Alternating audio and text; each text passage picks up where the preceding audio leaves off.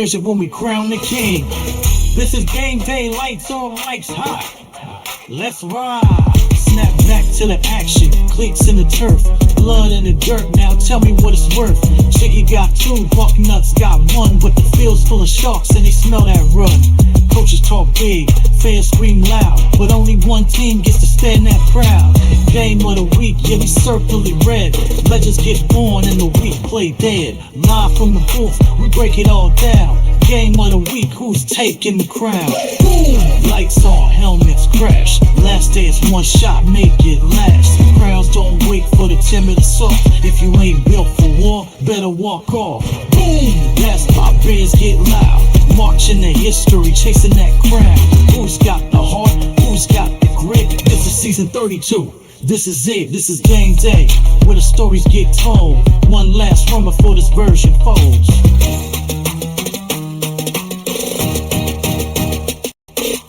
No scripts here, just fate and fight. No second chances on Saturday night. Pick your poison, run that play. Every dog got bark till you bring that pain. This ain't no story, it's live on the set, where the field gets wet from the blood and sweat. So line them up, coaches, stars, the elite. Who's taking this crown? Who's tasting defeat? The countdown's over. We're alive. This is game day. One final chapter to write. Will it be Jiggy? Will it be Buck Nut? Or will the whole damn field rise up and ignite? Ignite and ignite.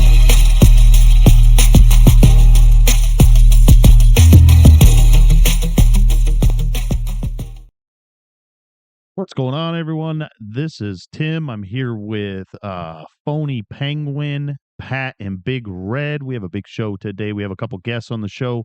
Coach Anton with Old Dominion, as well as Coach Sergeant Lingus with Marshall Thundering Herd. They'll both be on the show here in a little bit.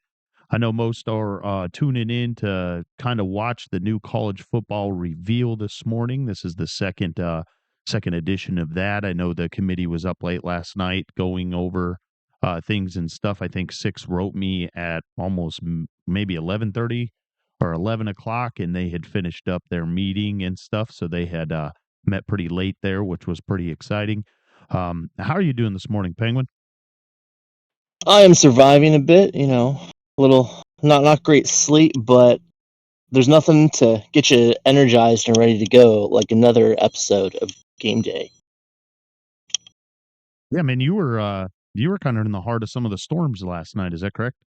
Yes, sir. I got to roll my happy butt out of bed around, I think it was like 2:30, 3 a.m. and go inside to my in-laws' house and sit on a very uncomfortable couch surrounded by dogs and try to sleep for a while. It wasn't the best. Anyone else around any of the big storms that hit like the Midwest and in the United States yesterday?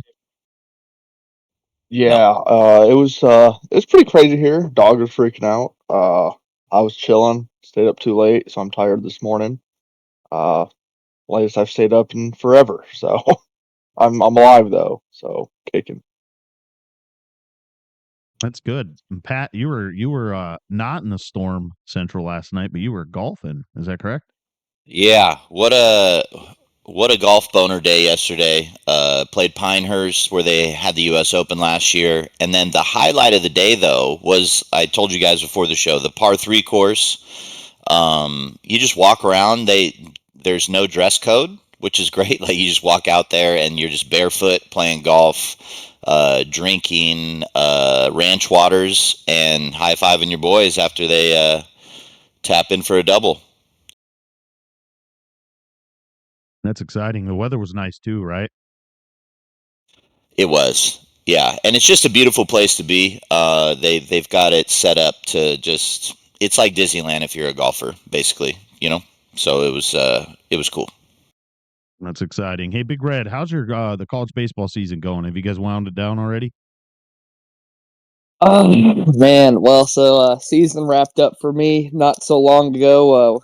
Got to go to the opening round and play a little bit of playoff baseball, and unfortunately we didn't come out with it, and we gave our team a chance to put a good product out there, but a few coaching blunders kind of put us behind, and we just weren't able to claw back. So Big Red is officially retired from baseball now.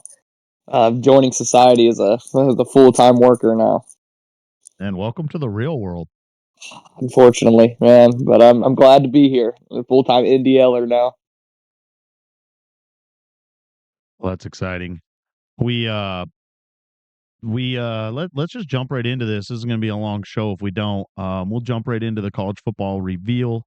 I think I'm going to do it a little bit differently. Last week we just went 1 through 12. They did 20 teams. They ranked their top 20 teams. I'm sure anyone that knows, I'll just explain it real quick. Just because the teams are ranked in the order they are doesn't mean that's how they're seeded into the bracket. There's different factors that factor into the college football playoff bracket as opposed like the seeding as opposed to just the rankings in general.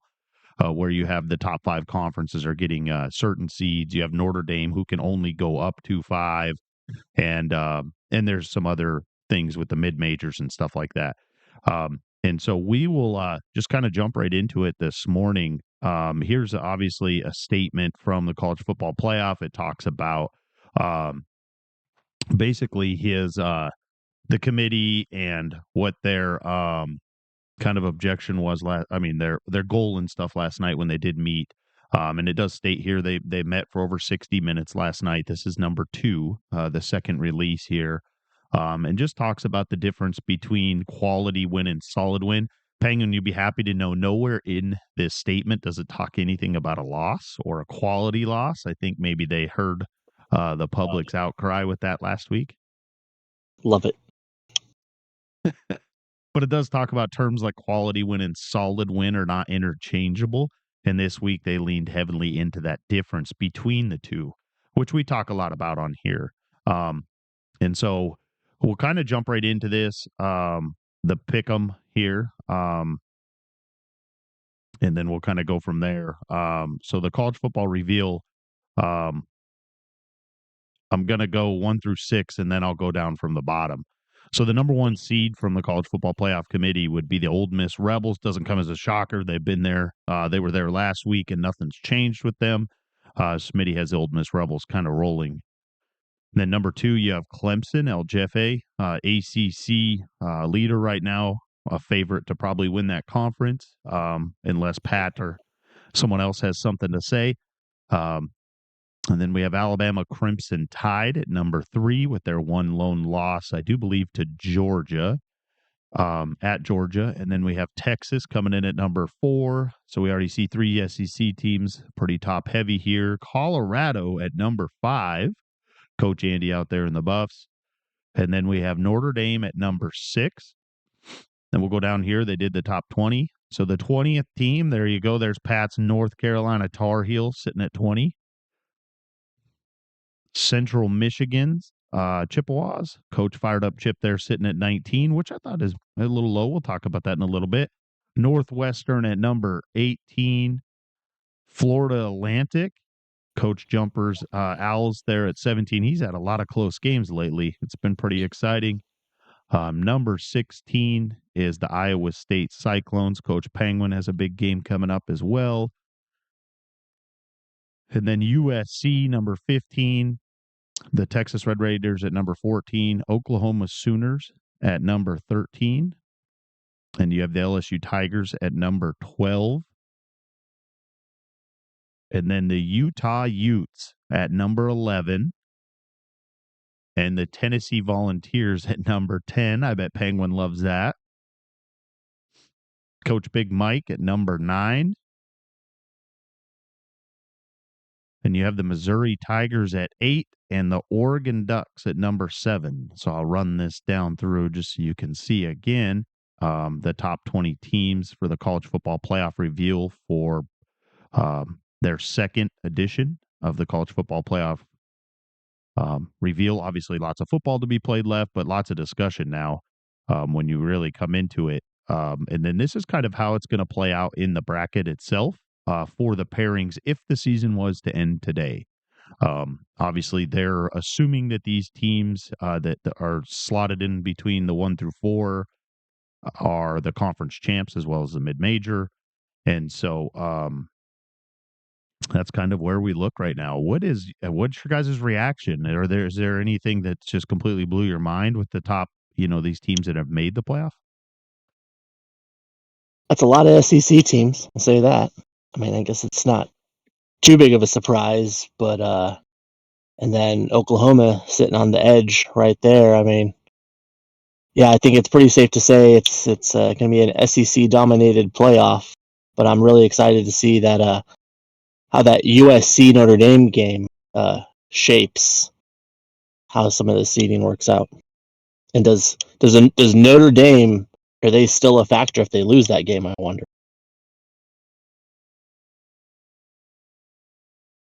Yeah, and so based upon the playoff bracket here, the first team out is going to be Oklahoma.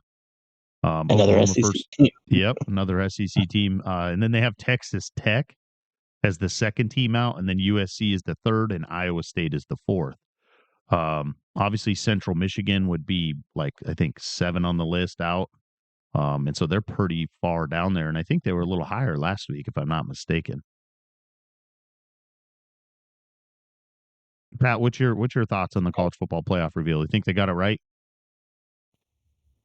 You know what? Yeah, and I think the biggest surprise here for me is the Utah situation. I'm sorry if I missed it there. Who's right behind Utah? LSU is 12, right behind Y- Utah. Yeah, so I would definitely switch them out. Like if they played on a neutral field, I feel like LSU would win by multiple touchdowns. But the biggest surprise is what comes after. I watch a lot of games. I love Wilds, even though he doesn't see eye to eye with me with my appetizer choices. Um, he should not be. What is he ranked 14th? What's he doing at 14th? Like, why is he up so high? Like, as one of the closer teams to be in. I don't. I've watched the games. He's got a. It's like those Mike Leach teams at Texas Tech. They throw the ball and play zero defense. So I rather see teams that have, from the games I've watched, that are good on offense and defense, be a little bit closer to punching into the playoff. But I would definitely put LSU ahead of Utah. Other than that, well done. Yeah, I'm with you. The Texas Tech sitting at 8-2, with an interesting loss to a 6-3 Baylor team, which isn't a horrible team at all. Watch the game, but I'm with you, Pat. I think that there is several other 1-loss or even 2-loss teams with a better resume than Texas Tech. Yeah, a strange one for sure. If anyone actually watched the Colorado game, he was getting absolutely crushed. And then he had a little comeback in the third quarter, but then he still ended up losing by 10. Like he's not the 14th best team in the league, in my opinion. Well, who would you put there instead?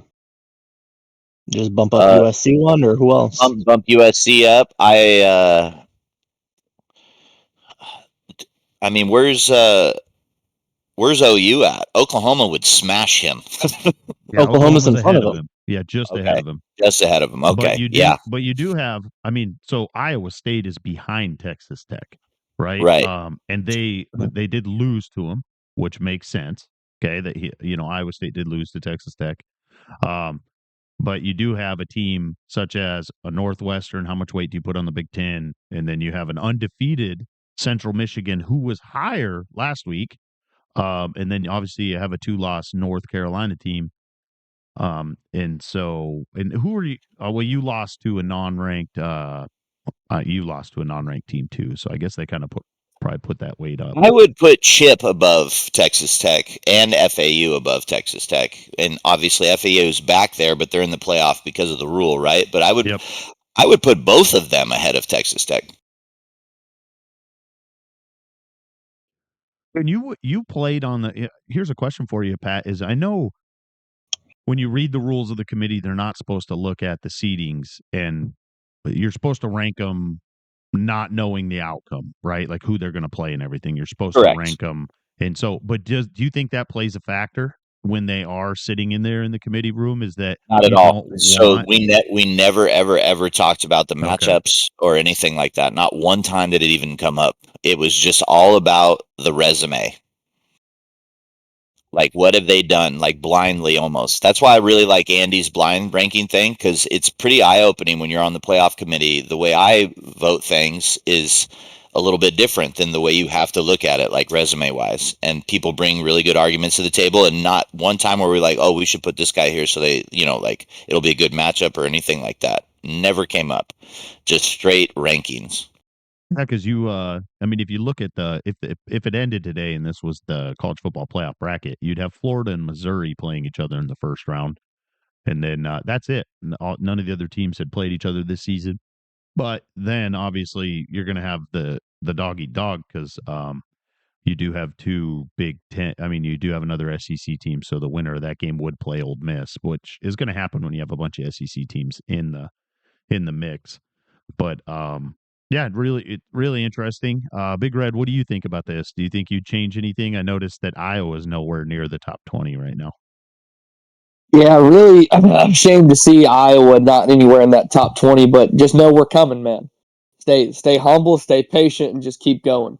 But in terms of college football playoff and how it's shaped out to be, I know you like the whole blind resume, not seeing a team, and what the record looks like, not knowing who the team is. But I think FAU should be a little higher. Just for the sole fact of watching their games, they show that they can win the close one. They show they can win the dominant games, and they've shown that they can come from behind and win.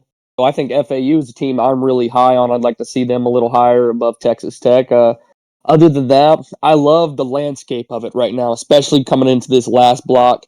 A lot of these teams have some big time games. So, I mean, it's going to be pressure football. And you know what they say, man, pressure either makes diamonds or pressure makes coal. So we're really about to find out who the diamonds are in the college football playoff. I like Question. it.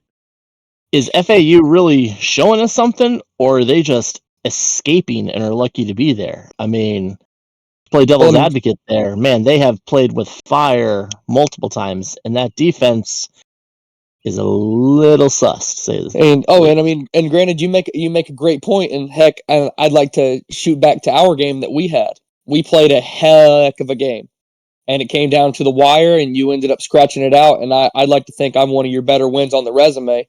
But for your Iowa State team, it's, wow, this Iowa State team can win under pressure. The defense delivers when it needs it most, and on offense, they run a sound ship. And that's what I like to think about FAU of, yeah, they might be surviving, but they have what it takes to survive. Big Red, can I hop in there? By the way, we always, and I know Penguin said it, we're like, well, there's no such thing as a good loss. Then why do we talk about close wins?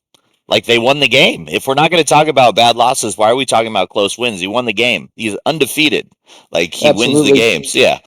Absolutely. And granted, it's Here's like, how you get there. I know, I promise I'm not going to bring up quality loss. I absolutely guarantee it. Now, I do like to bring up the blowouts. That's one thing that frustrates me is like when a really good team that's supposed to be way up there and just absolutely gets destroyed. That means that on any given basis at any point during the season, their team could absolutely collapse. Now, looking at the landscape of FAU, and granted, just because I threw Iowa State in there too, because I'm really high on Iowa State as a team too, unbiased to Penguin. But granted, the close wins I think should be talked about again with the close losses. That means that they stay competitive, and that even, especially if you watch the game, that's the biggest thing to me is when people just go to the scoreboard thread and go, they got blown out because so and so, or oh, this was a close game. You've got no context of what the game looked like if you didn't watch it. And so, granted, like somebody could be, they lost by 15, but say they were down 40 the entire game. Or, watching iron sharpen iron the entire game and somebody loses by 3 or wins by 3. Those are two competitors, man. And I think the winner of that close game should be, hey, they've got what it takes to pull out a close win. And in the back of my head, I want to sit there and think, well, this guy kept it close against an admirable opponent. If he's got a good resume at the end of the year, it should be considered how he plays these top teams. Now, if you win by 3 to North Texas, I'm not commending you for that. But if you win by 3 against one of the better teams in the country, then, I mean, good for you, man. Way to take care of business and way to handle it. And if you lose by 3, that sucks. It's still a loss at the end of the day. But if you got a 10-2 record or 11-1 record and your one loss is by 3 to a great team, I think you're going to be in good shape. So, just to go back to the Central Michigan, I said that a little bit earlier. So I think the playoff committee, obviously, we always say that they do a great job. It's not easy. I'm sure there's lots of arguing. It's probably hard for everyone to come to.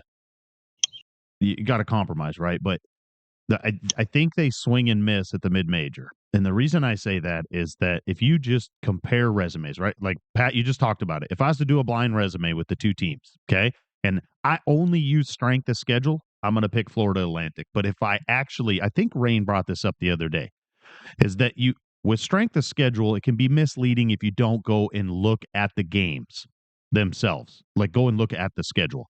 And the reason I say that is Florida Atlantic has played one team this season that has played more than 5 games. They've played more than 5 games. They've only played one team that is over or at or over 500 so far this year.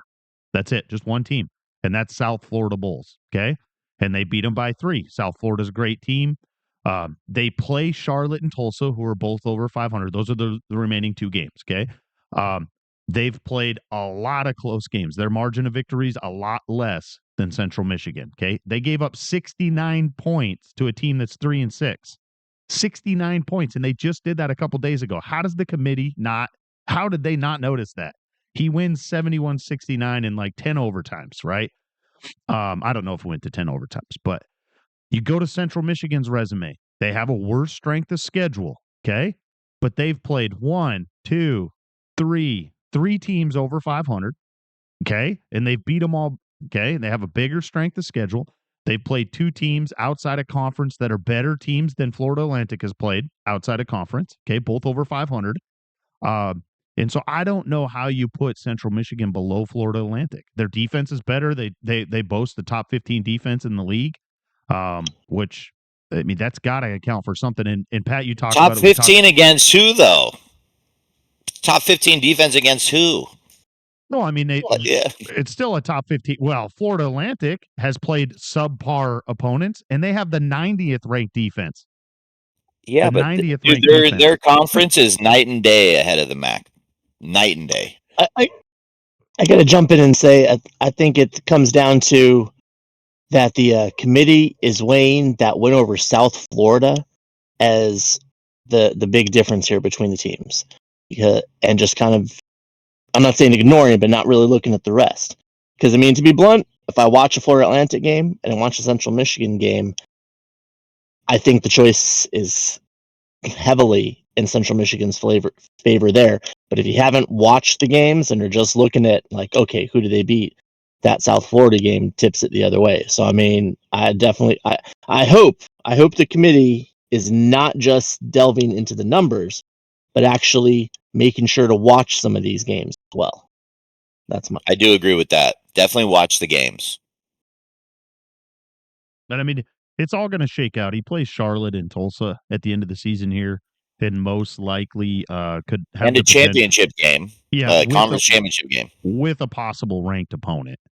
And so, I mean, there's a lot still to be, but that's the swing and miss. I think I would have put Central Michigan ahead of Florida. I've watched both of them play several games this season, and I know the MAC overall as a conference is pretty bad. But if I just look at the out of conference scheduling, because that's really the only thing that I can compare other than the conference itself, is Central Michigan played way better opponents out of conference than Florida Atlantic did. Can I hop in here really quick and say something? So if Florida Atlantic wins out, goes 13-0, would you still put Central Michigan in after those 2 good teams that you just said he has to play, and then he has to play a conference championship game? You have to, in my opinion, put him in. I probably would at that time, yeah. But I'm just looking at what I see right now. I don't think I would have put Florida Atlantic ahead of Central Michigan right now. But if he beats Charlotte, who's 6-2, he beats Tulsa right now, who's 6-2, and then obviously he plays in his championship game. Let's say he plays South Florida again, and wins, then obviously I think he's in. The biggest question then is going to be: do you put South Florida in with 1 loss and a conference champion over Central Michigan? No.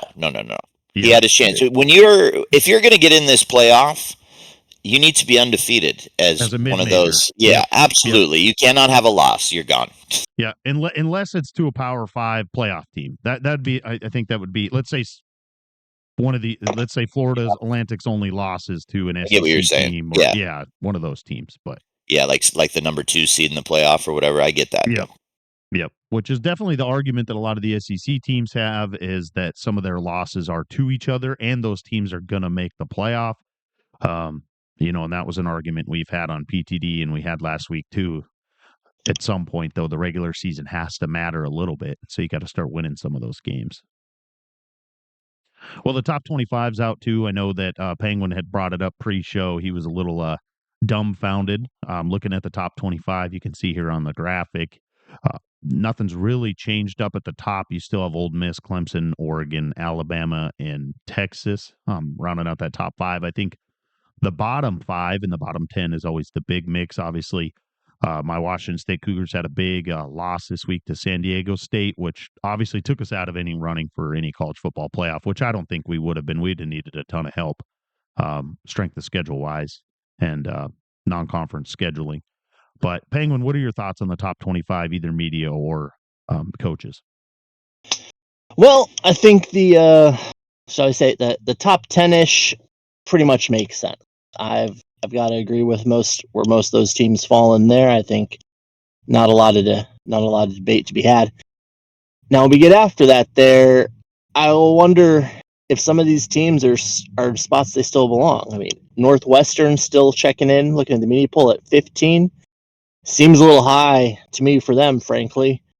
And granted, I know we've won 8 games, but I don't think there's any chance in hell that Iowa State belongs at flirting with the top 20 in these polls, frankly. I mean, when doing my own, I check myself in somewhere around 30. So I'm just finding that a little curious. I personally would put us right about 30 still right now. I think we've This is had some serious coach speak right here. We've had our tests. We passed one the other night. Other than that, we did not give a great account for ourselves in those games versus Texas Tech and Ole Miss. Smitty's been teaching you how to do the coach speak. Well done. I still have some bruises from that game. Yeah, exactly. He probably coached you up on the mic on how to lowball your team. Hey, we won our 8 games. The administration has informed me that while they can't give me the coaching contract to sign right now today, but I fully expect to be invited back for another year. So I have every intention of come this summer and fall of still being in Ames. So I mean that's really what we're focusing on here. We're playing with house money at this point, but I still wouldn't put myself in the top 20. I'm going to give a plug. So sorry. I'm going to give a plug here really quick to Penguin, by the way. If you ever get a chance to play this guy in the out of conference or in your division, calls every play in the playbook. He's the most fun guy you'll ever play in the game, by the way. Just wanted to give the ISU a little plug. That's why I think they're also ranked 16th, is because there is no more fun opponent to play than Penguin. You never know what he's going to call.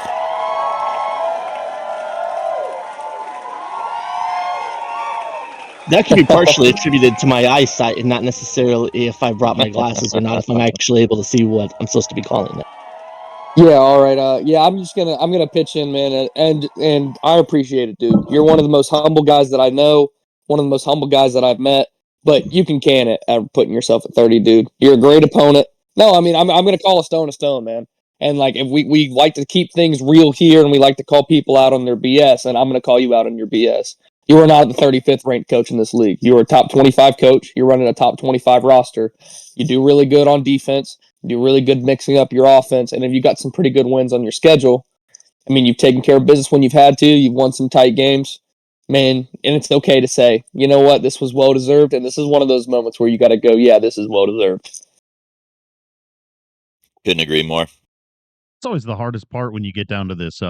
When you do the top 25, I noticed that, man, I changed my rankings a ton yesterday from probably like 16, 15, all the way down to 25. I kept moving teams up, moving them down, because when I'd start going looking at who they played, who they lost to, obviously, you could spend hours and hours dissecting it. And so I think it's It's definitely a testament to your season and how the other coaches view you, though, Penguin, is that they either ones that have played you, like Pat talked about, know how you play, and know, I mean, when you get up into that 8-9 win mark in a big conference, that's a big deal.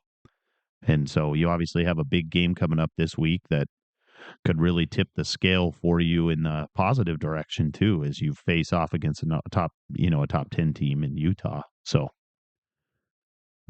I mean, we're excited for the opportunity, but I don't know. We're also trying to be realists here. Hey, a chip in a chair, Penguin. Just get out there and coach it up. That's all you got to do, and let the little digital guys handle it. But I also got to say, dude, it hurts me so much to not see Iowa come in at 25, man. Or even Boston College is another one that I think is really good. That BC should definitely be ranked.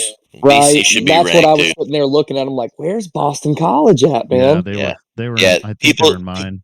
People see the 2 losses and they're like, oh, it's BC, 2 losses. Go look at who he lost to. No, literally. And that's the thing. It's like, I love Georgia just as much as the next person. And I know they play such a tough schedule. But with 4 losses, man, it's like, we know they're not, like, record-wise, not going to be a top 20 team. And with resume-wise. Boston College does have 3 losses, but still, 3 losses, sorry. But still the 3 losses it's are Texas, Ole Miss, and Florida State. There you go. Yeah. And FSU was in the college football playoff rankings last week at the number 12 seed. Yeah. And it was a close loss at the beginning of the year. But in the same sense, if I was to look at their schedule right now they don't have that. Their biggest quality win right now is Iowa, which obviously isn't even a ranked team either. But that's their biggest quality win right now. Obviously, they still play a number 20 North Carolina, and that game pretty much is going to decide who goes and plays Clemson in the ACC championship game. So, big game in the ACC, lots of stuff still in the mix there. But I definitely believe that they should be ranked ahead of Cincinnati and Georgia. Yeah, I was about to say, those are the 2 teams I'm taking. Personally, and I try to stay unbiased with it. The 2 teams I'm taking out are Georgia and Cincinnati, and I'm replacing it with Boston College and Iowa. And by Boston College, I'm probably putting that. I think I put them at 21 or 22, I think, just because of what their losses were. Yeah, they're very good. Speaking of teams that should be ranked here, today on the show we have Coach Pirate Flag, the Old Dominion Monarchs coach. Many know him as Anton in the league. This is his first season in the NDL. He is sitting atop the SEC Sun Belt East right now with a 7-1 record, with a big clash against the Marshall Thundering Herd and Coach Sergeant Lingus, who is also on the show, will come on in a little bit. Hey, Anton, how are you doing today? Hey, how's it going, fellas? This is your first season in the NDL, is that correct? Yeah. I found it by accident in a college football Discord recruiting chat, and I left everything I was a part of because this is. I've always said this is exactly the kind of stuff I was looking to jump into. Yeah, that's exciting. It seems like so you said like a college football Discord, someone just must have posted in there like recruiting clip or something. Was there anyone else that you either brought on or you knew prior to the NDL? So I think Homie was the one who made the post. We were wrapping up our regular dynasty, we called it Road to Glory. And I'd always run it with Tutty, who's Northwestern in here. I think he kind of shouted me out last time he was on here. And Jumper, Florida Atlantic, he was one of the people that actually came over and played came over here too. So awesome to see everybody playing well. I think we've got like a combined 2 losses so far in here. Not bad. Hey, Anton, Penguin here. How you doing this morning? Not bad, man. How about you? Pretty good. Now, as someone who's definitely been, playing virtual ball for some time, let's go back to your origin story here. When was your introduction to video game football? What game was the first time you were on the sticks scoring touchdown? Oh, God, I don't know. I've been playing Madden. Ironically, this is probably the first time I didn't pick up a Madden copy since, I don't even know, 2000 maybe. Probably before that. I've been playing. I'm 36 now, which is getting into dust. But I've played forever. And, it's just like this stuff. This is why this is going back to being a child. Having like Madden 03, getting home from school, riding the school bus, doing your homework on the bus so that you can start your a new franchise every single day. On Madden. I've done this stuff since I was a kid, and probably getting way too old to still be here. But here we are. I ain't gonna lie. For those of us like myself whose origin story starts more with Tecmo Bowl or John Elway's football on the NES, talking about the Madden as an origin story when I can remember the time before Madden definitely makes me feel a little dated. That's for sure. I can say that I can say Super Nintendo NFL Quarterback Club '96 or '98 was at least my intro. Yeah, great game. Are you kidding me? My intro was Madden 07 with Sean Alexander on the front of it. That's one of the best ones of all time, man. though. You kidding me? Oh my Great game. goodness. And I'd already been married for 6 years at that point. All right. Anyway, Anton, got to watch some of your games. Got to play you one time there. Seen a little bit of how you ball. How would you define your play style, coach? I don't know. I mean, I've always liked to run the ball. I think when we got down to the fourth day of the draft, when we finally got to my pick when I got here, by the time I got there, I was just a couple of teams I was looking at. So the thing I liked about Old Dominion was just they had a scat back named Roche. I don't know if anybody's heard of him or not. But I was like, okay, I'm just going to give this guy the ball and see how many wins he can carry me to. So, yeah, I mean, I've never been really great at passing down the field or anything like that. I just kind of try to get shifty with it and just grabbed a team that kind of fit that. But yeah, it'll be nice going forward. I'm definitely not like a Old Dominion lifer or anything. It'll be nice to. Had you previously used them at all before this season? Like 6 minutes before I took him in the draft, I hopped into practice mode just to see what kind of speed and everything we had. And I think they're a tough team to play with. I find that I'm giving up like I think it's 62 yards per carry on defense, but offensively they're fun to run around with. So, in a perfect world, where are you hoping to head to one day? What are some of the targets on your list? If you want to spill some secrets. Yeah, I don't know. I mean, I'm still going to be curious to see, how doing all of the things that you do for a season here, where it kind of gets you, especially with teams holding on to their teams. I've kind of always said though, and I don't know if Razor's going to be taking them or holding on to them or not, but I've kind of always got a fallback. If I have a good season and he chooses not to hang on to them, I'm going to be the biggest Pirate fan in the world in here too. So I don't really know though at the top of the pile. I'll have to see what the numbers look like when the new game comes out. Gotcha. So, outside of the football world, what type of stuff do you do when, if let's say there's no internet available for you, you can't play NCAA? What are you going to be doing for fun? Oh gosh, probably like drive off into the lake. I guess that's pretty much what I do. I mean, when you got two kids, you're not doing a lot out of the house. Yeah. So whenever I work at the house too, so I'm definitely a big homebody right now. But yeah, so when they're going to bed, if I'm not like messing around on the football game or playing Warzone with my buddies, that's not a lot going on right now. Fair enough. So, as someone then you're making, yeah, I've heard about the lists there. How long is this list present? It's long. You ever seen a CVS receipt? I have. And you guys just keep adding teams, so it's like at some point we're going to have to get capped. Who's the last team you've added on that list? I don't know. I think probably Mort, which I think he's the very last person on here for beating the Pirates. Dude hasn't even been here for a week, and he's already on the list. That's all it takes. That's all it takes. I mean, the person who was looking for the boyfriend, I had to scratch them off like as soon as they got kicked. That was like a 10-minute list. They're currently the record holders for shortest tenure. Who is the top of the list right now?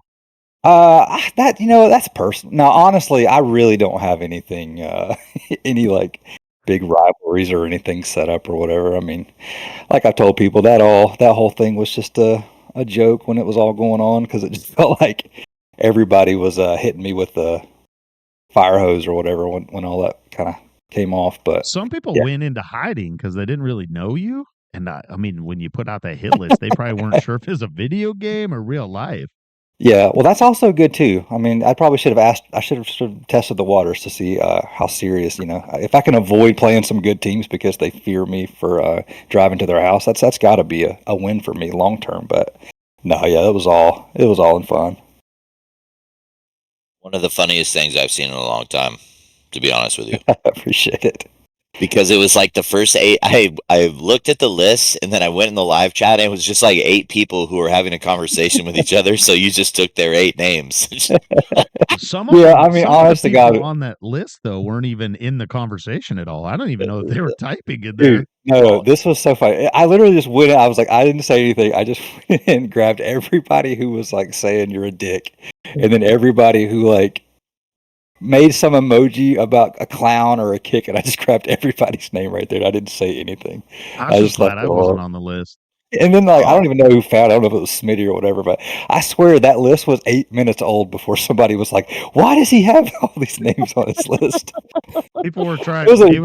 It was like picking on the really strange kid in high school, right? Like you had to decide if you wanted to be on that kid's list or Yeah, not. fingers And and so candy. Yeah, people were probably trying to decide if they were going to even address your crazy list you had. yeah. But yeah, I'm a completely normal guy, and that was all a joke. So if anybody took It that was, wrong, it I was, dude, it was top tier humor. I gotta be Smitty honest says with you. that's why he's still so worried about the list. That's why he didn't come on the show today. yeah. I had so few of y'all's IP addresses, so don't even worry about it. It's less Oh, than that 10. makes it feel much better. Yeah. Well, that's okay. You probably can't find Penguin's IP address. That's That's true. true. I heard camper. That sounds awesome. Is that like a daily thing? Like permanently? It's a long story, Okay, I but was yeah, like, that's the present situation. okay, because There I was like, Yeah. if you're making fun of me and you're like riding around in a Sprinter van full time, like, okay, I'm more worried about you than me right now. But there has been instances where Penguin's been on the show and you can hear the animals in the background. that's sick. That's Pitch true. Mike That's says true. Penguin lives in a van down by the river. There's no river, and it's a camper. So My Anton, granted- county or my the city that I live in has 812, I think, registered people. So I thought you were going to say registered sex offenders. no, who would say something like that? It wouldn't be Yeah. me. I Who would open I a live call in with a that? community of banned individuals. So Anton, down there in Old Dominion in the Sun Belt, obviously Coach Razorback, your guys' conference commissioner, and a big promoter of the Sun Belt. The Sun Belt's been able to represent the college football playoffs on numerous occasions now. Obviously, with that trip up against Virginia, it doesn't look like anyone out of the Sun Belt's probably going to represent the Sun Belt this year. What big I mean, just kind of your season outlook for Old Dominion. Do you think if you don't represent the East in the is that like a letdown for you, or what was your expectations this season? Honestly, I had no idea. When you come in and there's 130 plus people in here, you don't really know where you stack up. I've always done well in the regular dynasties that I've been a part of, but I mean, I kind of knew what was up. Ultra for Virginia, I had a hard time scheduling him, I think if I would have got him earlier, I would have been a little bit less, I don't know, hubris in that game. I went up almost 14-0. I was on his 2-yard line, about to go up 14, and he just whacked my left tackle. I pitched the option right into his back, and it was just all downhill from there. Even when I picked him off to start the first drive, I mean, I could barely move the ball. So that was kind of I had him week 3, but I didn't play him until pretty recently. And I was just like, oh, I can't move the ball at all. And then the other part too is when you find out when you hop in here that I think Marion County had taken them all the way to the playoff last year, and you're like, oh, I don't even feel cool for going maybe 12-1. He went further than me 2 months ago. So I don't know. I think to answer your question, I would think my expectation would be to win out the rest of the way. I think I shouldn't be anywhere near a playoff, especially after losing to Virginia like that. But yeah, I would say it'd be reasonable to win out just looking at the games I've got, but I don't know.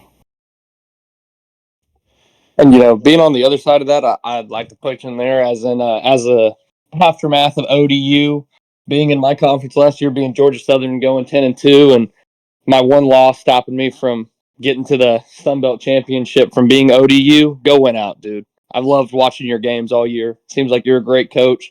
I love the way that you play, and for what it's worth, I expect you to win out. So keep going, dude. Yeah, I appreciate it. They're fun to play with, and I mean, and I'll say this too. Everybody that's in that conference, I know, I saw the same stuff with talking about the Mountain West, but I've enjoyed. I mean, everybody that I've played with has been 5 stars across the board. No one's put a thing in my ear saying that I'm getting 2s or whatever. So I've really enjoyed everybody that I've played with in the conference so far.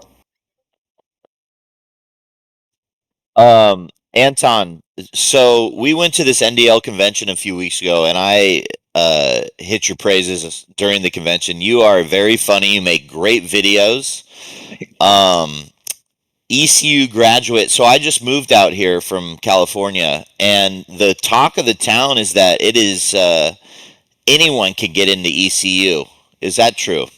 Yeah, you're talking to me right now. I got in, so yeah. And what did you major in at ECU besides partying? Because I heard that's They what don't- goes on there. That's what I'm saying. They don't do majors there. You just basically like handwrite a letter to somebody, and then it's like a referral system. Man, I don't know. I'll tell you this. I love ECU.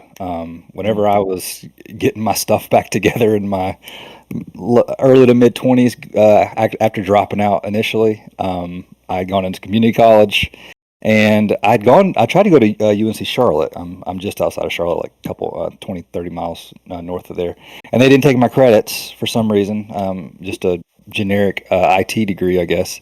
And for some reason, East Carolina had a program for me. So I went there, and man, I'm the biggest ECU advocate of all time. I know nobody really knows much about ECU, but I'm as diehard as they come, for better or for worse. Awesome. But yeah, absolutely. Like, there's anybody could get in. If you've got any children out there, you can go ahead and start enrolling them now. Get them into those remedial classes they got. Yeah, and I've become interested in the team because I moved out here. I had them last season. So it's, I didn't know anything about them. I didn't even know they were in, what is it, Greensboro? Greenville, yeah. Greenville, sorry. Yeah. Yeah. So with that being said, now you're a new owner. Obviously, like you said, you're in the high 30s. You played one of our favorites in the league, Beer Cop, and beat him by more than 35. And we're going to talk about it right now because I like to make things uncomfortable. So, as a new player, and keep in mind it was just a scrimmage, how do you take the 35-point rule? Because 35-point rule, it was written 20 years ago. So how does it make you feel as a new owner and that whole situation? Because I would like to hear a perspective of a new guy. Yeah, I mean, here's the deal. I went into that game expecting to follow that rule set, but I also knew that it was a scrimmage, so I wasn't like at the time. So I went down. I was up. I don't even know how much I was up. Went down tried to go down at the 5, just got grabbed and thrown down like closer to inside the 2.5-yard marker.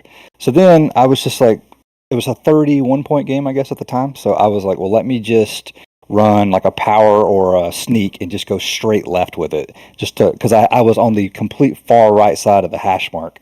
And I've had a lot of games in here so far that have been near the 35, and I'm more about like protecting someone else's ego or mindset. Like, I don't want to sit there and kneel and give you the ball at the 1 or immediately punt it out the back. Like, in my mind, I thought it made more sense just to run a quick play, get inside the goalpost more, and then kick it through on second down and just give them the ball back. Keep it moving. That was, honest to God, my only intention there.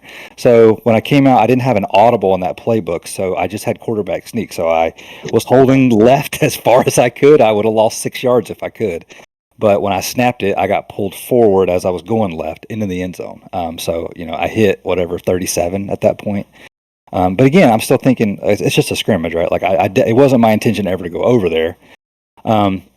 And I still just shanked the extra point on purpose. I know none of that stuff even matters, but I was just even trying to show, more contrition or whatever. Like, I still thought I was completely safe, right? It's a scrim, But and you didn't kick the extra point, by the way. I love to hear that. Thank you for pointing that out. I'm being serious, by the way.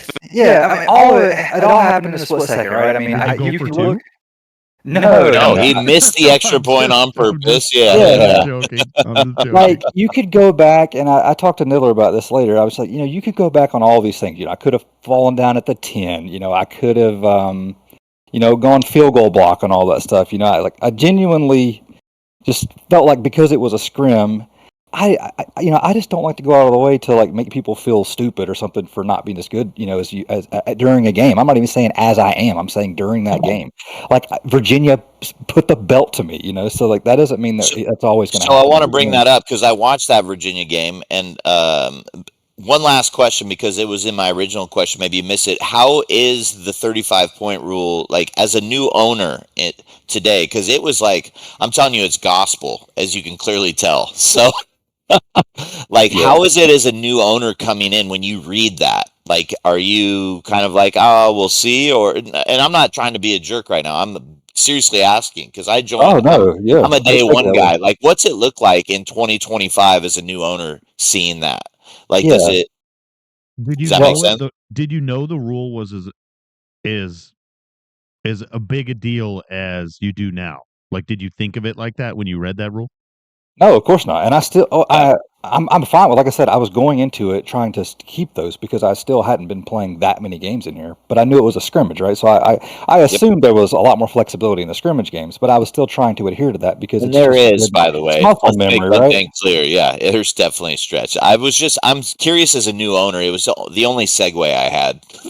Yeah. So, and I'm not taking this critically at all. So most leagues, I'd say probably your quote unquote, I'm air quoting right now, sim leagues will be closer to like 45, 50 point, Okay. Thank you. rules limits, but it doesn't bother me at all. Like, so if one thing that I've kind of figured out, I think it's just from all of the, and maybe this is a tough way of learning this, but all of the pirate, he's not going to make it in here because he doesn't know the NDL way. And I know I kind of like laugh or whatever at that phrase, but I get it, right? Like, there's a lot of people in here, and I think 35, I've become just used to how reasonable that is, right? Like, you kind of know. You kind of know in the second quarter if you're going to be hovering around there. That's when I'll start, pulling people out of the subbing down and all that stuff as you go. So it really doesn't bother me. I think the only place that it comes into factor is, if you are somebody like me trying to hang around the Heisman race, some games it's just like you're just never going to be able to do that without just, further being a dick in a different way, continuing to run somebody up the middle when you're already up 35. So I'm completely good with it.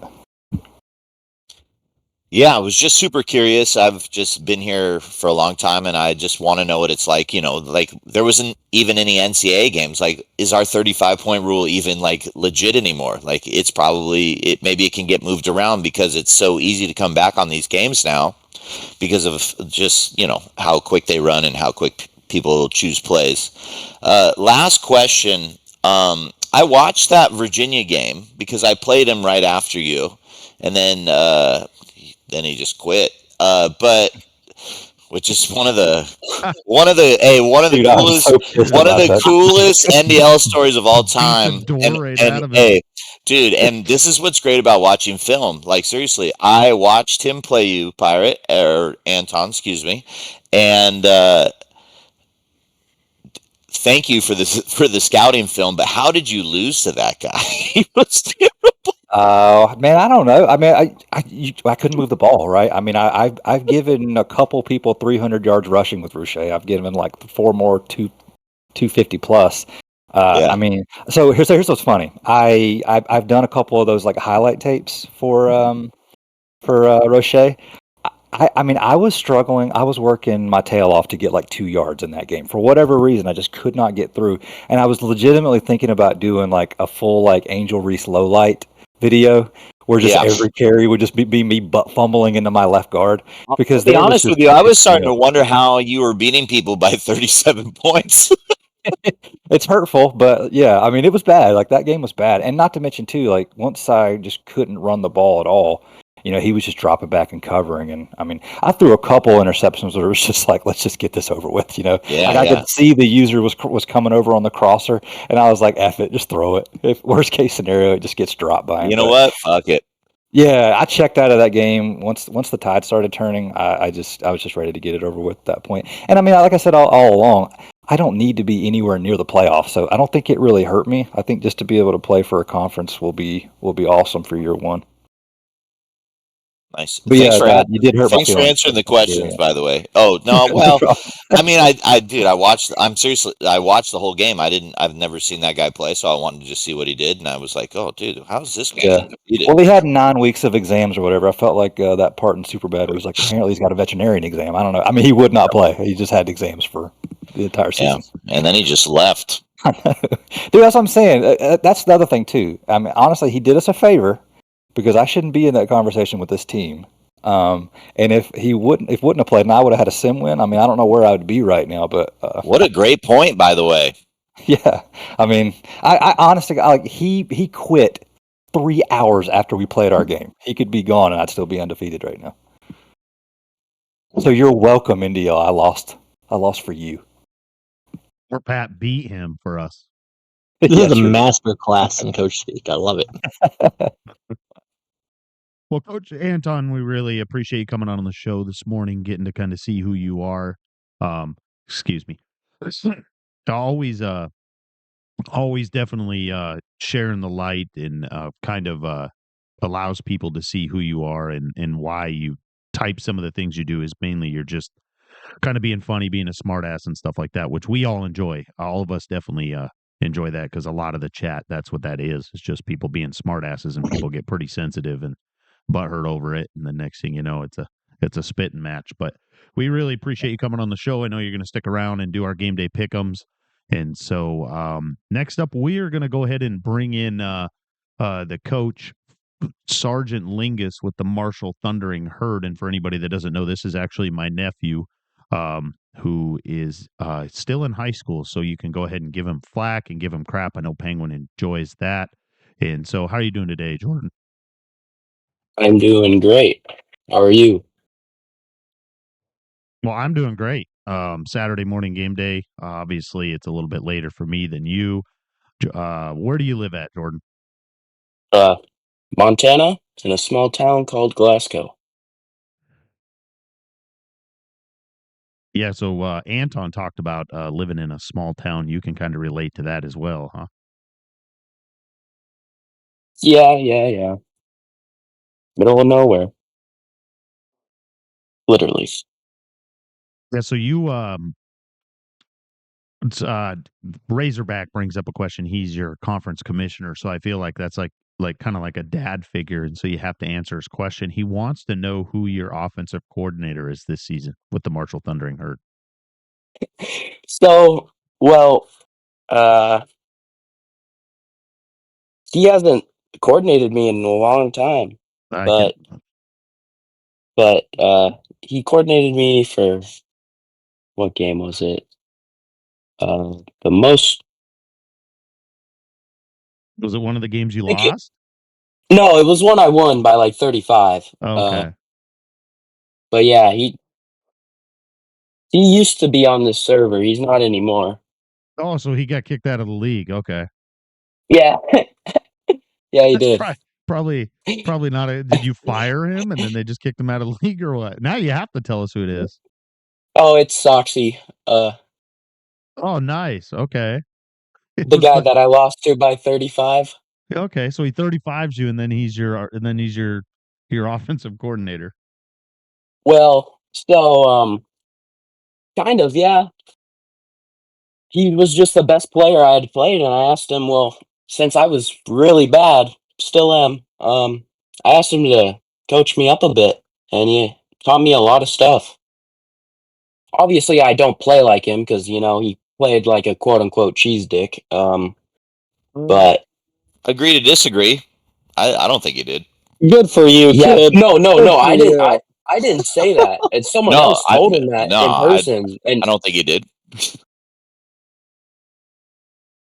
yeah, he didn't really, but he was just better than everybody, so everybody thought that. 35 point at everybody. The dude could throw the rock, that's for sure. He just was genius with his route combos. Yeah. So yeah, he passed that down to me. Still getting used to it. But Well, so where does the gamer tag come from, Sergeant Lingus?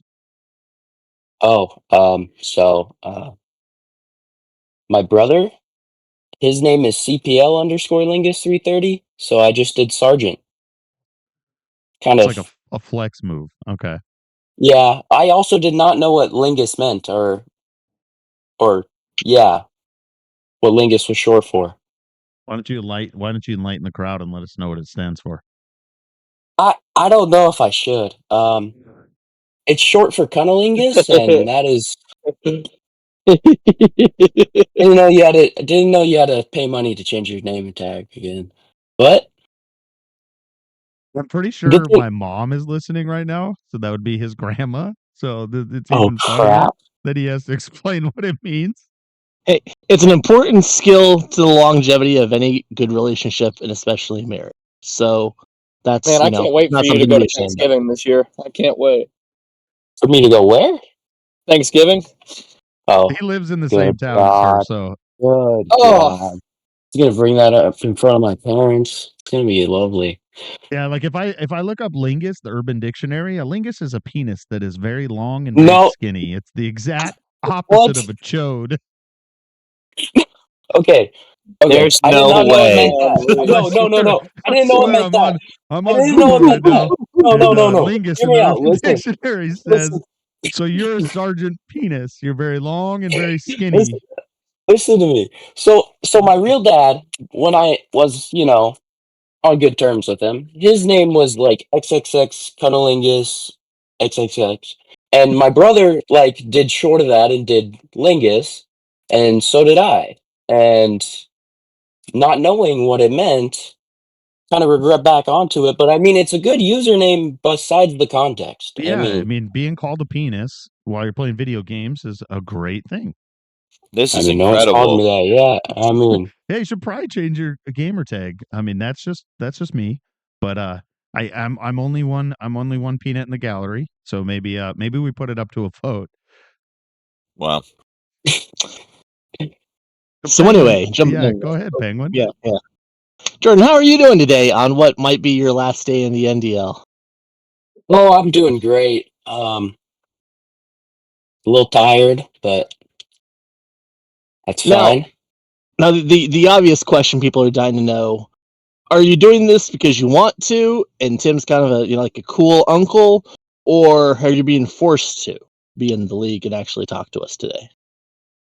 At first, I honestly, he kind of like was like, "You do this right now," you know. But then I started to enjoy it. Like, found the fun in it. Like I did, I sucked really bad when I first started. Pretty sure I went 2-12 or 2-10, something like that. Was not very good at the game. Let's just say that. I believe you. So now that you're here, even though it was against your will, you're definitely saying you're glad to have joined the NDL at this point? Yeah, yeah, yeah. Okay, One of okay, the coolest things I've been a part of personally. fantastic. Now up there in Montana, you see out in the middle of nowhere. What kind of leisure activities do you have to take place in out there? Do you do a lot of hunting, or I mean, I know fishing's a thing up there, but what's the largest animal you've ever encountered and dealt with? Oh, largest animal.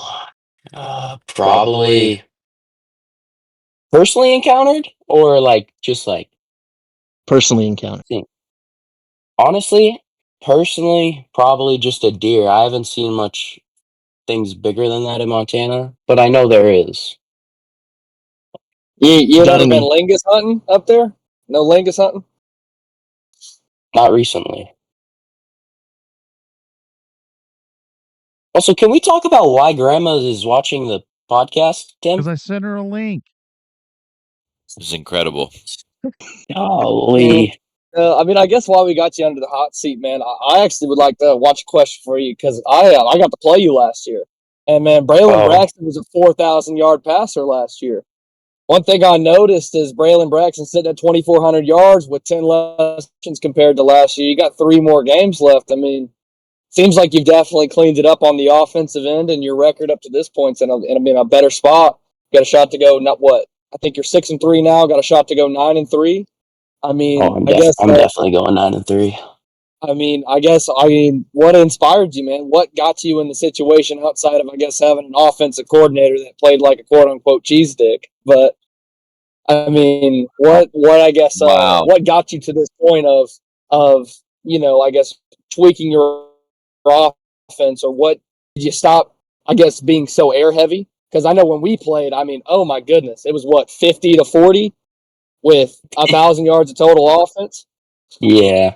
So I realized, honestly, I realized the end of last season that I needed to run the ball a lot more because my passing game, it's really good, but I just struggle to opening it because I just pass way too much. And I played a couple games this year, did the same thing, and then like around after I lost to San Jose, I was like, I'm gonna start running the ball more. And it started working out for me. I mean, my running backs had like what 350 yards the last 3 games I've played. Worked out well for me. Dude, I mean, all I know to say, I don't know if you plan on staying with Marshall or not, but keep going, dude. I can't wait for you to get a roster that's above an 82 overall, 83 overall, whatever Marshall comes in at, man. I'm excited to see you with a good roster and move up into a bigger conference. Thank you, thank you. So, Lingus got to change the name after that. Now you feel weird calling him a penis, don't you? Just call me Sergeant. Or Oh, just call me Sergeant is exactly how every porno starts. So no, I'll just. Sergeant Dick. Oh man! Oh, dude, whatever Now you I want me to forgot do, my Drill question. Sergeant. Oh, I have one question. Skinny Yeah. wiener. Yeah. How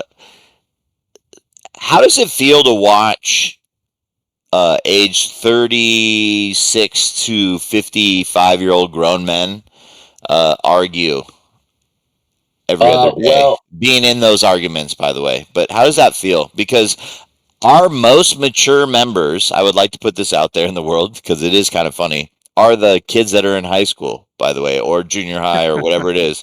They are. One of them's a conference commissioner. So think about that for a minute.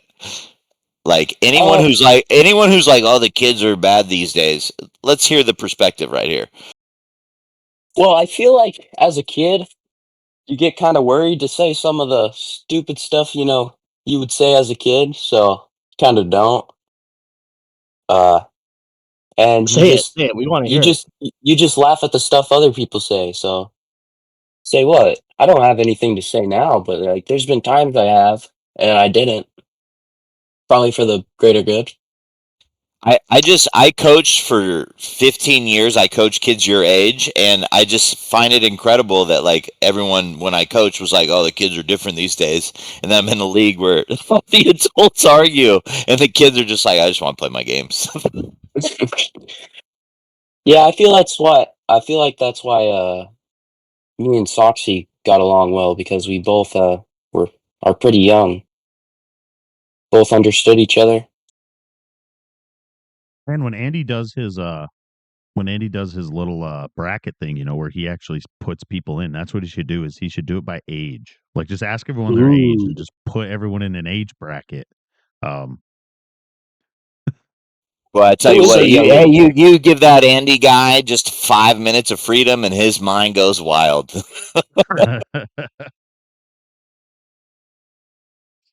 Who is the youngest? Man, it's Might be probably you, between you and well, yeah, because I think Boss Ranger's son's a senior, if I'm not mistaken, isn't he? Junior. A junior. Okay, so I think Jordan's a junior. He's a junior, and then El Jefe and his buddy MJ. They're both seniors, though, right? Because they were taking trips to colleges and stuff. Maybe they're juniors too, Razorback said. So it'd be really interesting if we have 4 junior high school kids in our league right now. And Pat, you brought up a great point, man. Going back to like previous seasons, 12, 13 years ago, almost anyone in here could admit, even being one of those kids, is man, the younger kids had a real hard time in the NDL. Mainly because we were arrogant, we were obnoxious, we had a hard time respecting the opponents, and we kind of see it Remember the completely OG different. NDL, Tim? People were, if you were over 30, you were old. Yep. Yep. That's the majority of the league now.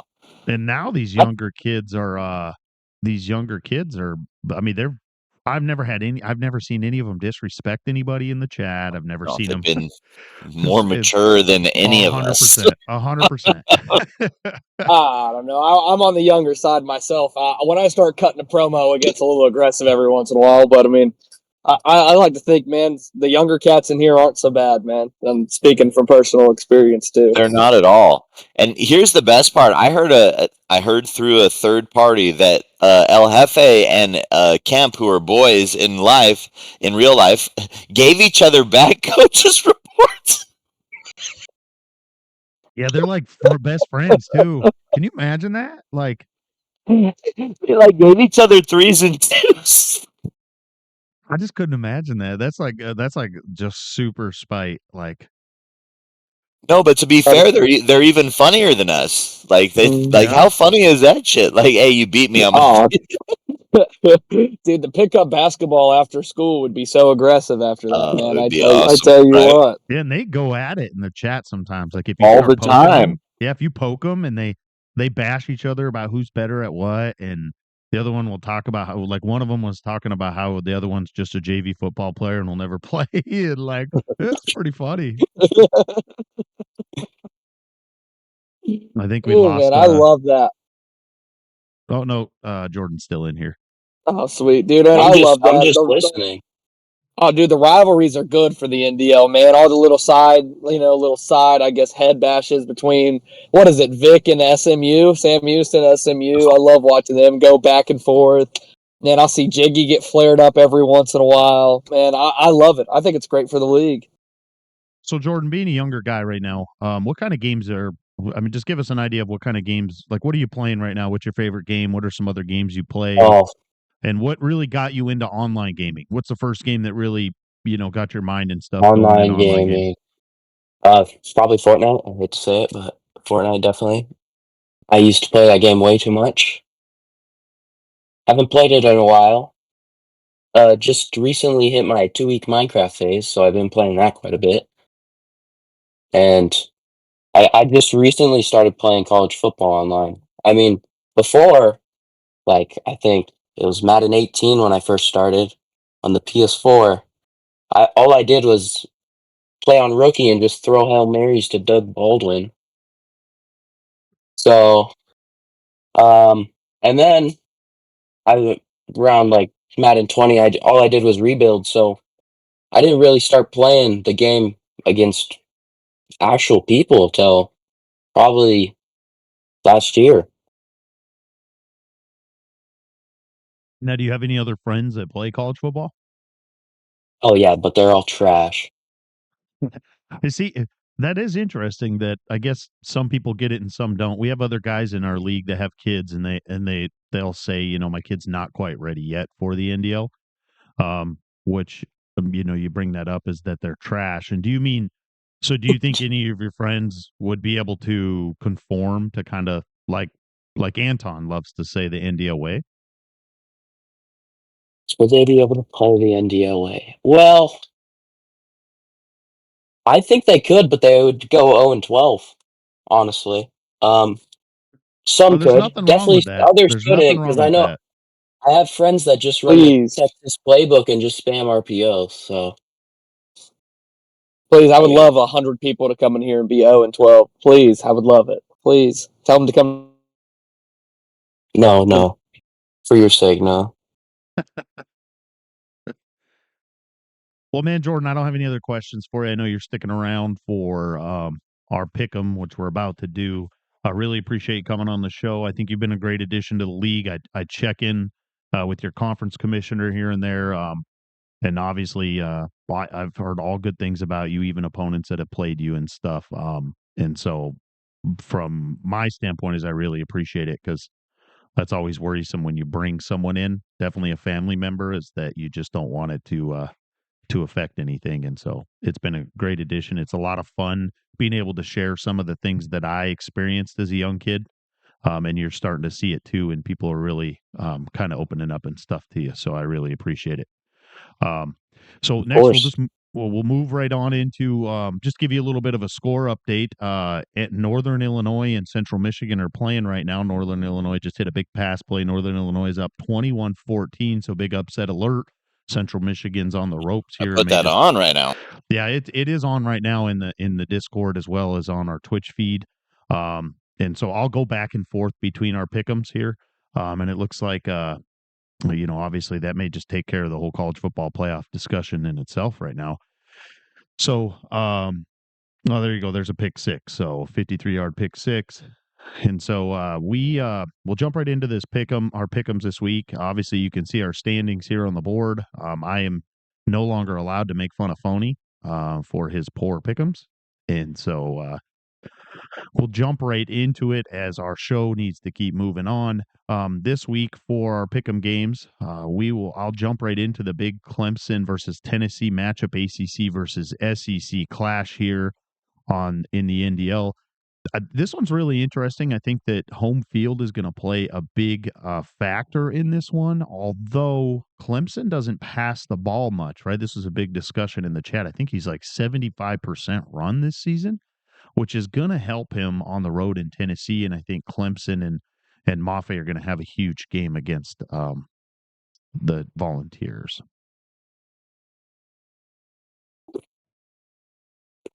Yeah, for me, I think these are two teams I hate in general. And I think Tennessee's fan base is one of the worst fan bases in the nation, and they're always overrated. But I think Vegas knows a little bit too much about the game, especially being at home here against Clemson, to squeak out a W over Clemson and hand him his first loss on the season. So I'm going to Tennessee here. No, this is definitely sure to be a good game. Both, I believe, didn't we see this matchup in the playoffs last season as well?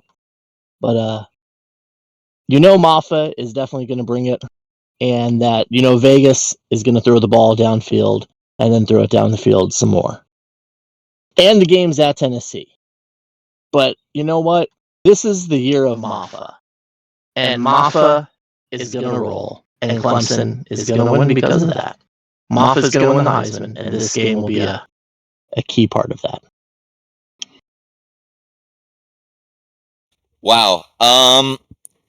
This is going to be very difficult for me to talk about, but I think the SEC is going to show why every other conference is kind of below them. I think Vegas wins by 17, and I don't want to hear his little cry wussy, I've been playing the show or whatever it is. Just he's going to go out and play good. Like it's a video game. He's going to play it well.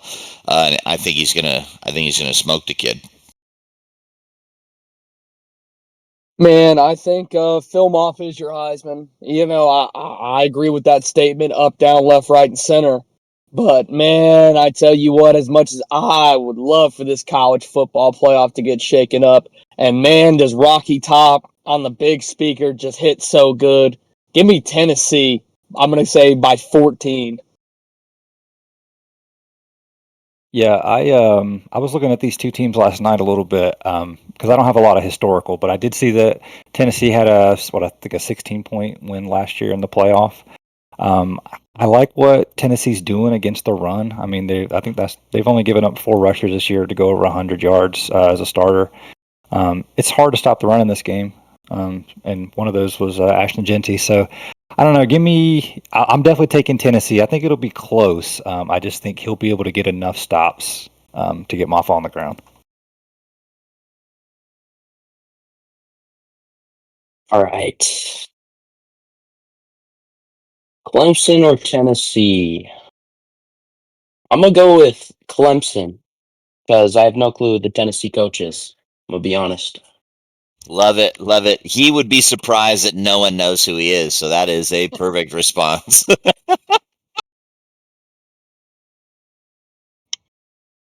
We're going to jump into our next game here. It's going to be Boston College traveling to number 20 ranked UNC and the Bill Belichick team. For me, this was a team. This was a game that was pretty much decided off of one factor or two factors. One would be Amarian Hampton, one of my favorite players to watch, and he doesn't get as much love as Ashton Genty does. So I think right now is when he should be getting more love than Ashton Genty with how good of a season that North Carolina's had, and with them being at home.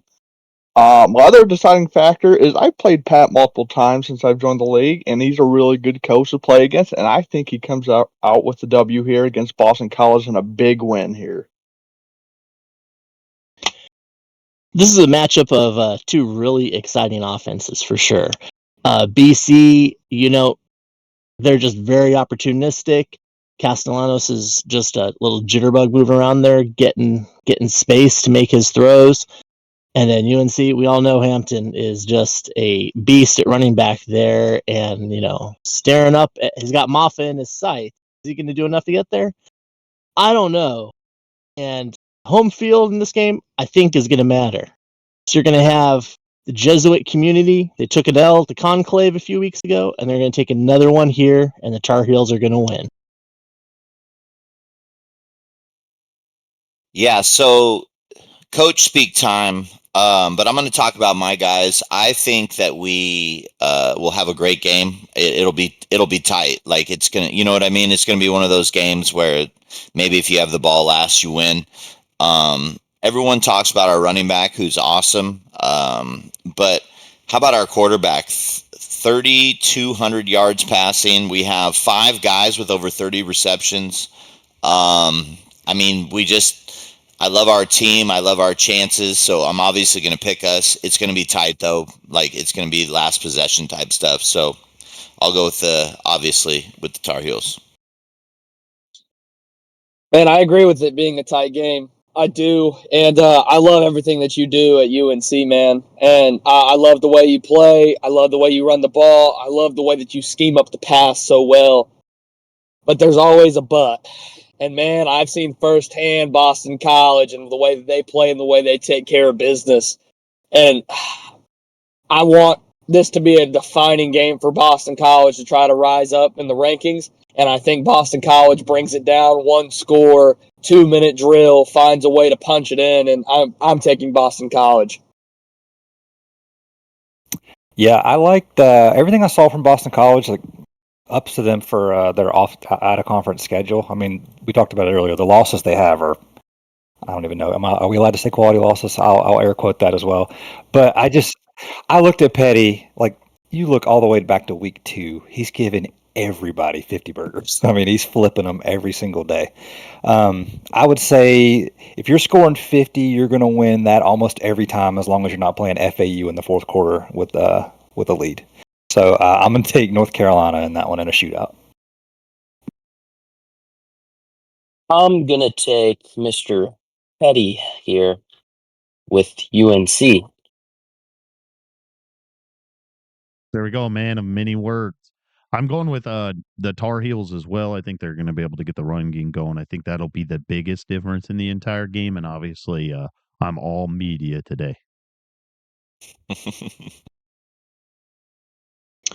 Moving on, next we've got Florida Atlantic, the Cardiac Owls, heading to take on the Charlotte 49ers.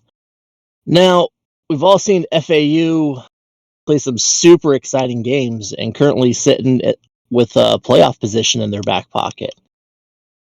And we got 2 ways we can look at it. Are they really this incredible team of destiny, or are they someone who's flirting with fire again and again and again? And honestly, going on the road, Charlotte's a good opponent. You got a chance to play spoiler. I think the Owls' luck runs out, and the 49ers take this one.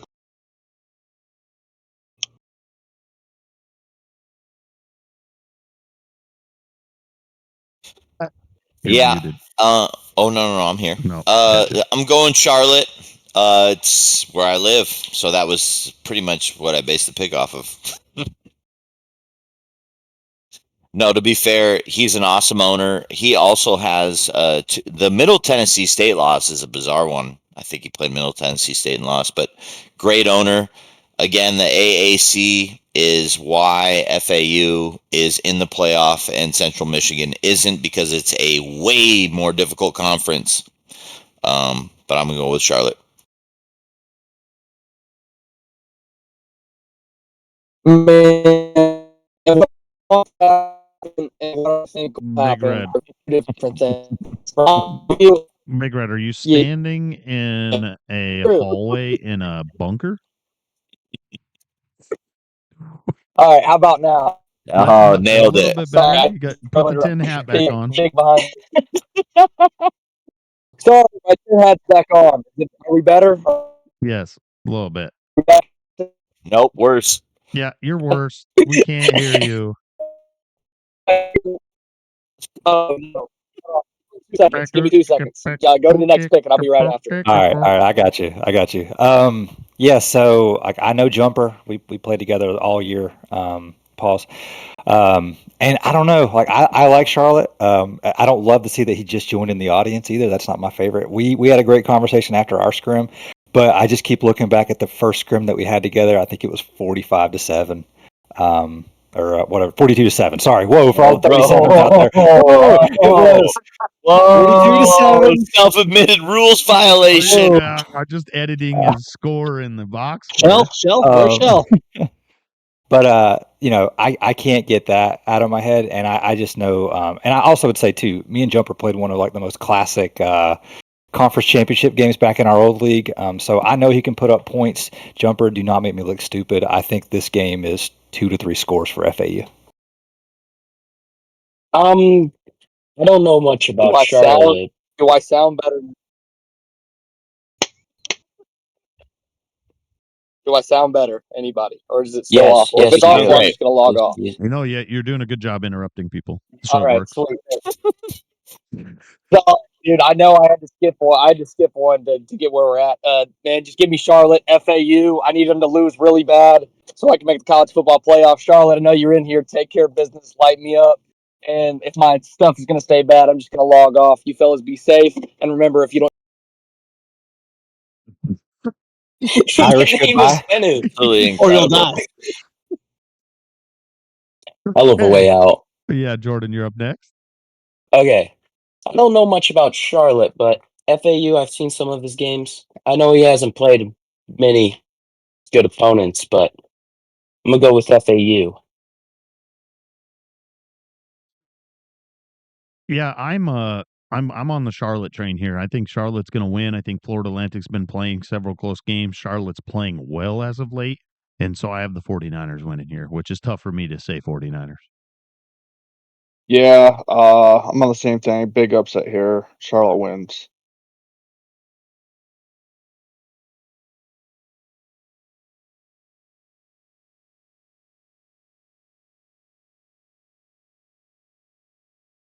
Next up, we got the USF versus Tulsa game. Obviously, this game has a lot to do with just, I mean, two very good coaches, two very good teams that are playing each other.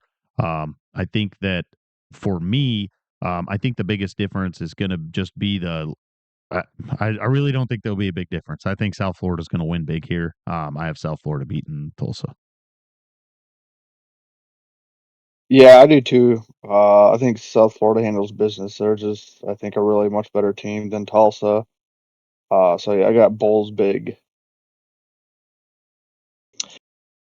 First of all, it's ridiculous that Tulsa is called the Golden Hurricanes, being that they're 827 miles from a large body of water.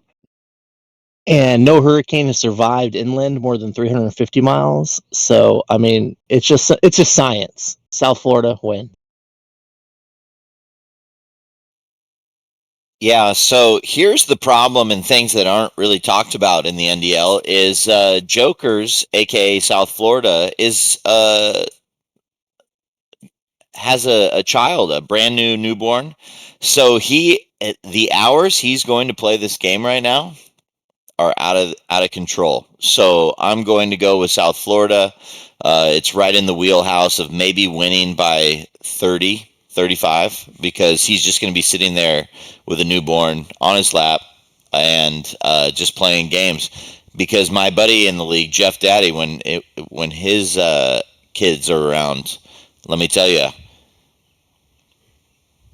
he plays it pretty well.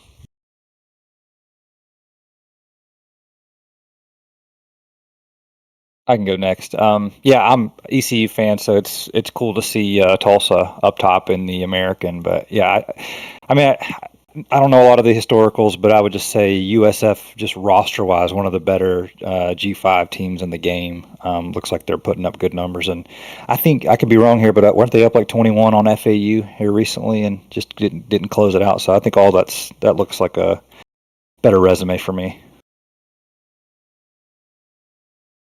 I'm gonna go with Joker 78 with South Florida. I just feel like he's gonna play smart, not make many turnovers, while Tulsa will. I'll try harder. I'll study 20 hours a day if I have to. What the hell? Did someone say that, or was that an audio? Someone knows what that's from, right? I'll try harder. I'll study. You see what I mean? Like the young kids are like, I'll dude, try you harder. adults are out of I'll study 20 control. hours a day if I have to.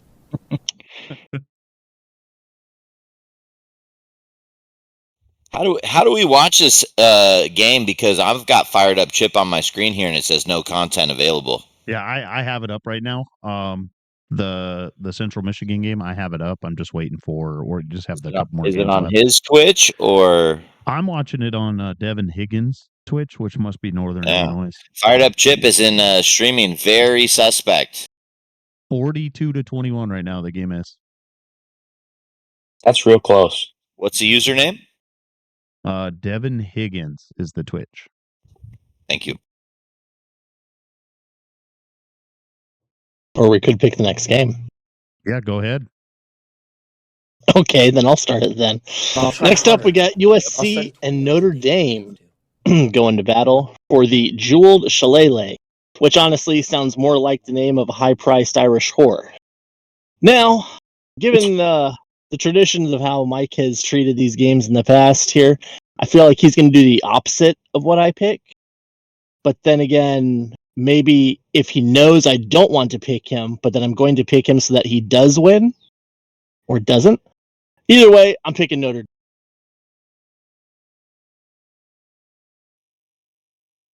Pat? Yeah, I'm gonna get kicked out of my family for a few days for saying this, but I am going with Notre Dame. That's, Oh my God! I Yeah. can't believe you said that. That's how. Welcome to the family. I'm going to check this man's temperature. Welcome to the family, Pat. I'm glad to have you. This is where where competition supersedes reality. I need to get close in this record for the best picker of the season, and normally I would just blindly pick, but I have to try to get wins here, and I think Notre Dame wins by 4 touchdowns. Yeah, I'll go back to what I said before. Not a lot of historicals here. I went back and looked. It just looked like Reigns he's had more wins over a long period of time. Looked like most of all of his seasons had a pretty high win rate. I haven't seen a lot of Notre Dame's play. I watched USC against Nebraska. I think I watched them not being able to hold on to a lead at home versus Wisconsin. So I'll just take Notre Dame, just a body of work from what I've seen from USC so far. I'm gonna take Notre Dame. I think the overall is gonna play a huge factor. And anyways, Notre Dame's probably the better player. We're going to go inside. We're going to go outside. Inside, outside. We're going to go get them on the run, boys. And once we get them on the run, we're going to keep them on the run. And then we're going to go, go, go, go, go. And we're not going to stop till we cross that goal line. This is the team they say is good. Well, I think we're better than them. They can lick us. What do you say, men? Go Irish. And look at all these Notre Dame fans in here. I love to see it. Pat joining the dark side. See, there's Hey, one as soon thing as here. Tim started on that right there, that just made my blood boil. Oh my god. There's one You thing. admit they're the dark side. Right. One different thing between USC and Notre Dame. Notre Dame fans will never pick USC in any instance, while USC fans turn their backs on their own team. So, with how strong Notre Dame is, I will never pick against them. Notre Dame, big.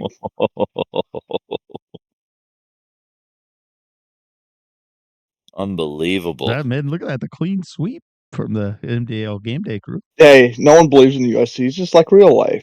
They just fall I'm apart. just if Mike doesn't win this game, I'm never picking him again. We say that all the time, and then we go back and pick them. Like we pick against DK all the time, and he's probably proved us wrong almost a majority of it. Well, I just flip a coin with him now. We're going to jump into our big Sun Belt matchup of the week with the matchup between Old Dominion traveling to Marshall. I think this has some big implications in the Sun Belt, especially in the Sun Belt East. If Old Dominion loses this game, you're going to have 3 different teams in the East with 1 loss. That could open up room if James Madison gets some games in. He's undefeated right now at 2-0 in the conference. But you also have the newcomer coach over at Georgia State that's 4-1 as well. So this could open up some big games at the end of this week here, depending on who wins what. So with me, this is the only game that I hope I get wrong this week, and I hope it's not even close. I'm going with the Thundering Herd. You hope you bold get that wrong, really? Really? This is me jinxing you. Yeah, all right there. I'll remember that. All right, jumping right in here. It definitely is a game that is quite important, especially if Central Michigan goes down and after Charlotte beats Florida Atlantic, like I predicted, maybe Old Dominion has a chance to be back in the playoff mix. Who knows?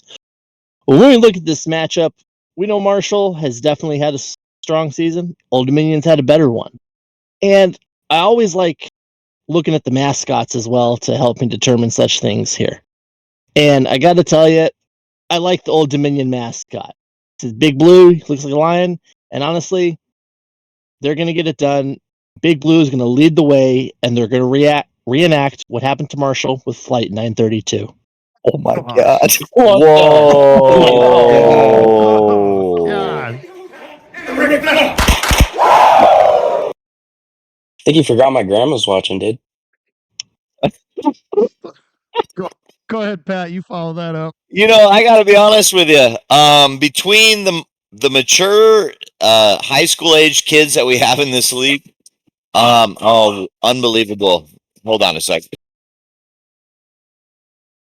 That's dog wants out. No, DoorDash shows up right as I'm talking. So, Bring him beer. Yeah, hey, beer. long story short, no, definitely got a buffalo wrap. It's gonna be phenomenal. I'm gonna go with the young, mature crowd. That sounded weird, but Randy Moss's alma mater and Sergeant Skinny Dick for the W.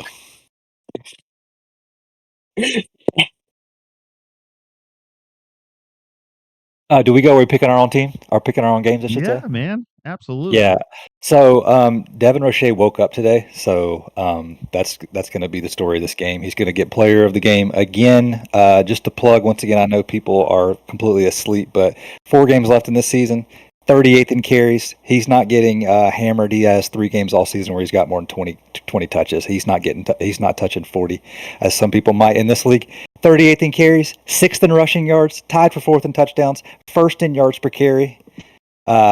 He's gonna be in that conversation at the end, and he's gonna have a big day today.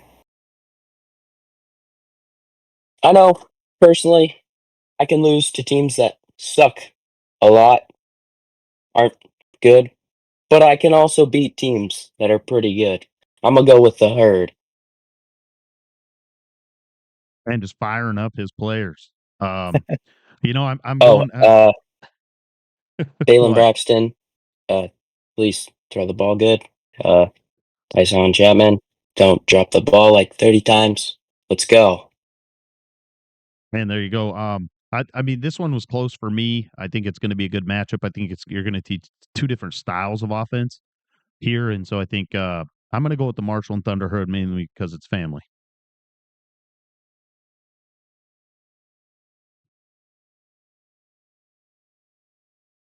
Pat, I thought you were redeeming yourself here.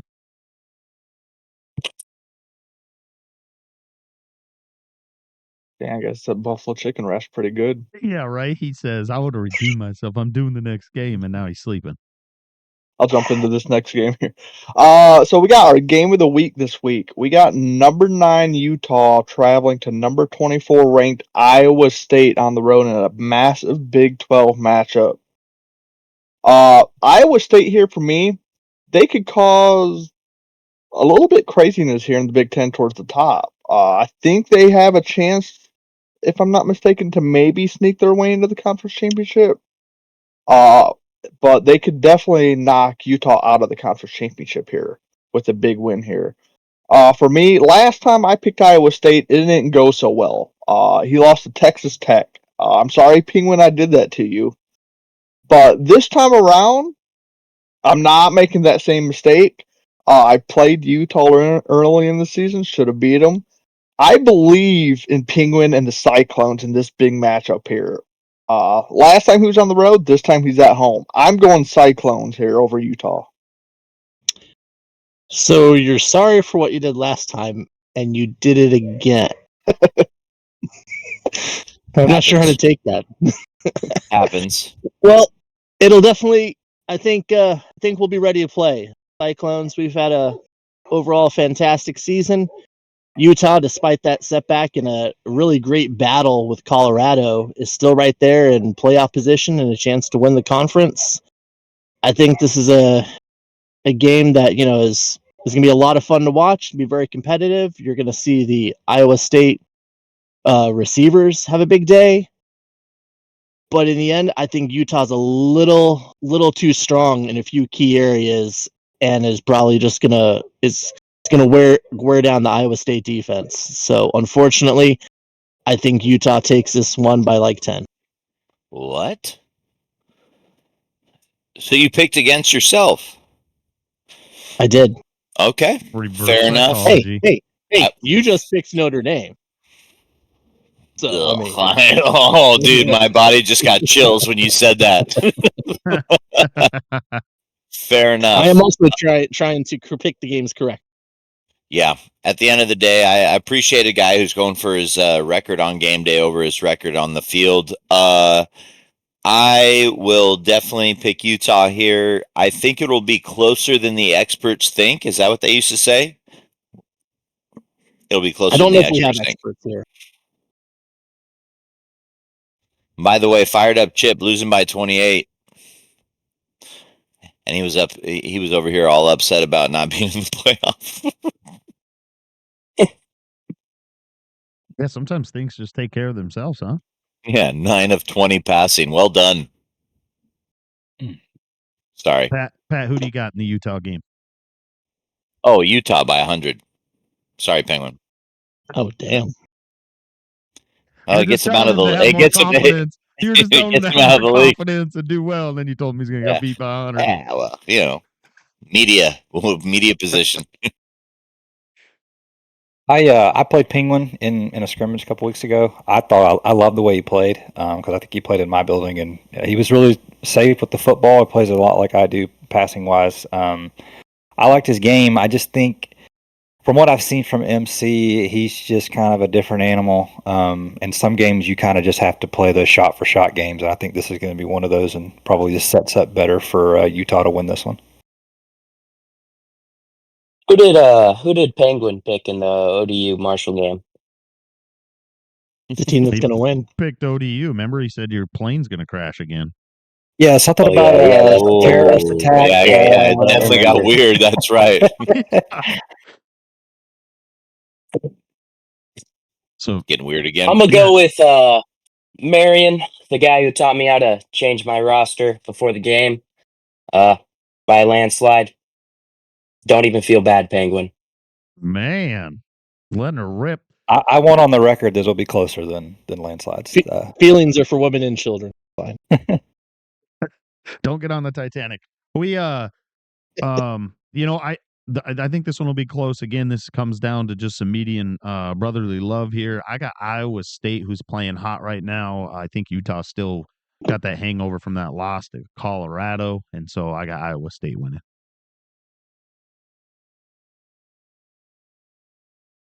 How much did he pay you to say that? None. Promise. Phony, you're up, man. I led that off. So that was all of our picks for this week. I'm just gonna say one thing. I think with how Tim and I's season has went, I think we gave bad luck to Penguin off from our pick. So Yeah, Penguin, you're uphill battle here. So Hey, I got can a blame lot no to one else climb. for how our season went. It was my decision to schedule Smitty early.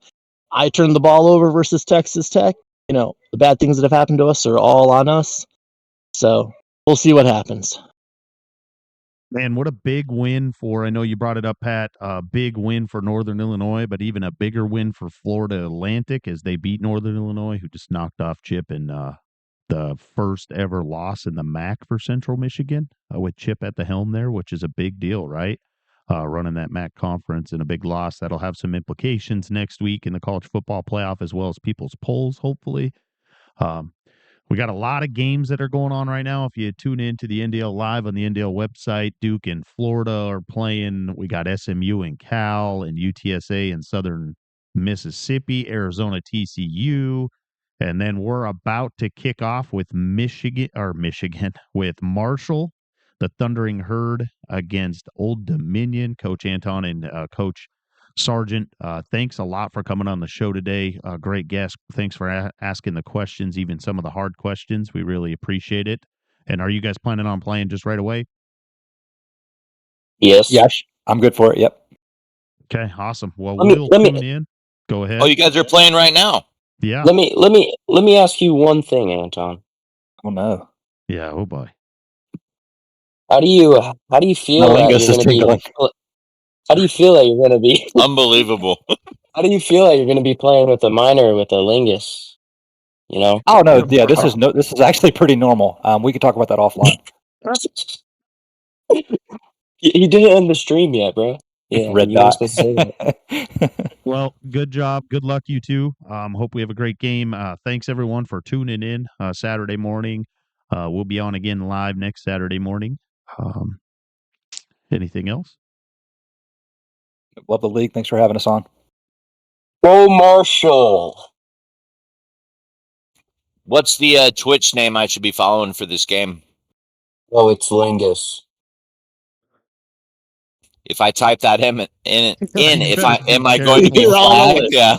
list. Yeah. Yeah. You won't be Wait, hold getting up. just a Twitch feed. Well, I better It's, see better gameplay out of Marshall than I do in Fortnite. Okay. It's my username. It's my username for Discord, except without the numbers. You throw it up in I'll throw it up in the Discord. I'm gonna end the stream on here. But then we'll keep the stage up and I'll throw the game up in here so people can watch it and anyone can join in and visit with us if you'd like. Maybe use the wheelbarrow. Wait, so you guys are gonna be in a chat making fun of me? Figure that out. Give me a call.